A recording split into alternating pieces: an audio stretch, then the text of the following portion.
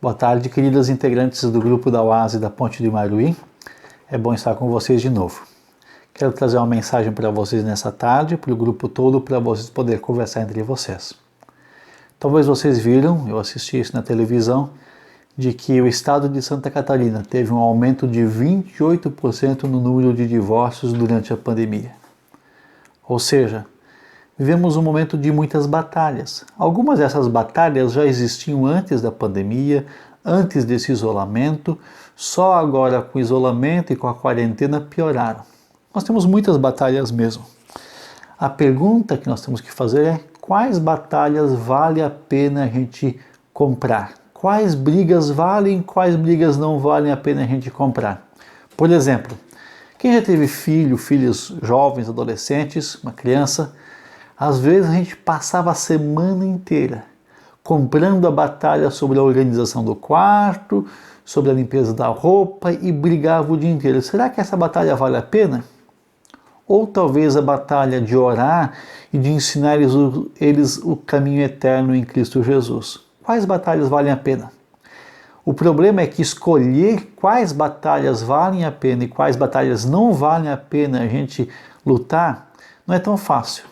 Por isso eu queria convidar vocês para se inspirar num homem da Bíblia chamado Paulo, que também teve que aprender a lutar as batalhas certas. Ele errou algumas vezes, mas com o passar do tempo ele foi amadurecendo. E eu creio que nós temos que alcançar esta vida com maturidade. Esse homem chamado Paulo escreveu uma carta para um amigo dele chamado Timóteo, um filho na fé, como ele define, quando Paulo estava na cadeia em Roma, no corredor da morte, possivelmente pouco tempo antes de ser executado pelo imperador romano. E Paulo disse assim para Timóteo, na segunda carta de Timóteo, no capítulo 4, versículo 7, combati o bom combate, terminei a carreira, guardei a fé. 3 coisas que a gente aprende sobre qual batalha vale a pena a gente seguir. Em primeiro lugar, o que Deus fez e faz na história da gente. Olha o que Deus fez na história da vida deste homem chamado Paulo. Paulo era um importante jovem, promissor líder dentro de Israel. Ele tinha estudado junto com as pessoas mais importantes daquele tempo.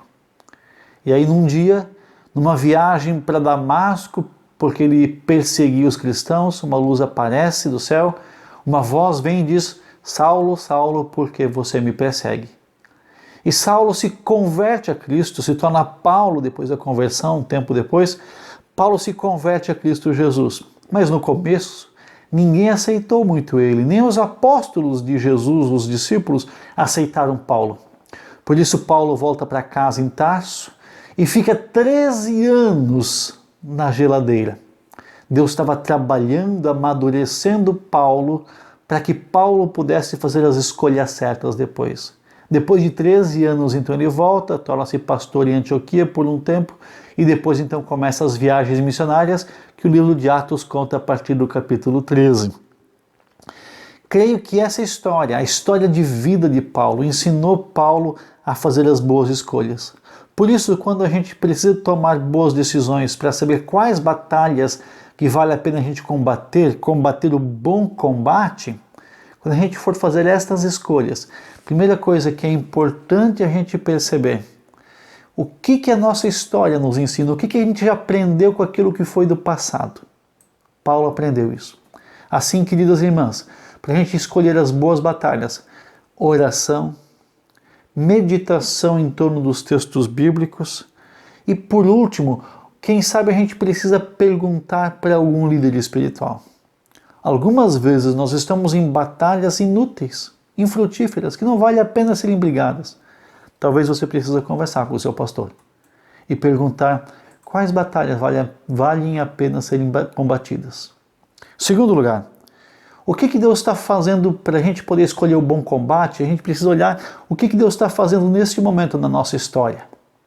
Tem um versículo bíblico escrito provavelmente por Salomão em Eclesiastes capítulo 3, no versículo 1, que diz assim: para tudo há uma ocasião, e tem um tempo certo para cada propósito debaixo do céu.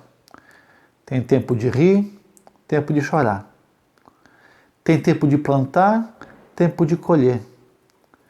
Tem tempo de viver, tempo de morrer. Para tudo há um tempo. O que Deus está fazendo neste momento na minha vida? Para que eu possa escolher as batalhas corretas. Quem sabe esse é o tempo onde a gente precisa se aquietar. Onde a gente precisa sentar e parar, já 4 meses, para refletir também em torno da vida. O que Deus está fazendo? Quais são as batalhas que eu devo lutar nesse tempo? Terceiro e último lugar, o que Deus está fazendo na vida das pessoas que estão em volta de nós? Nós queremos combater o bom combate, mas a gente precisa olhar para as pessoas que estão perto da gente. Vocês sabiam que os grandes homens e mulheres que fizeram as grandes mudanças na história da humanidade foram pessoas que foram aconselhadas por alguém anônimo. Alguém anônimo. Vou contar a história da minha família. Minha oma, a gente chama de oma, a avó, mãe do meu pai, ela veio de uma família com uma espiritualidade muito forte até hoje, a dona Helena Schlesser. O pai dela chamava Davi, nasceu aqui na região de Águas Mornas. Quando ele era jovem, recém-casado, ele recebeu a visita de um anônimo que pregou o evangelho. Logo depois do casamento, acabou se mudando, esse Davi, para a região de Alfredo Wagner e depois para a região de Pouso Redondo. E lá desenvolveu a família. Boa parte das centenas de descendentes dele caminham na fé. Porque um anônimo foi lá e pregou o evangelho. Escolheu combater o bom combate. Quem sabe Deus precisa também abrir os teus olhos para você perceber o que Deus está fazendo nas pessoas que estão em volta de você. E quem sabe ter a oportunidade de escolher estes bons combates, terminar a corrida e guardar a fé. Importante, queridas, não é chegar em primeiro, importante é chegar lá.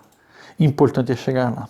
Para concluir, quais são as principais, as maiores batalhas na sua vida? Então você tem que aprender a deixar de lado algumas batalhas pequenas, algumas batalhas que não são importantes. Qual é o bom combate que a gente precisa enfrentar?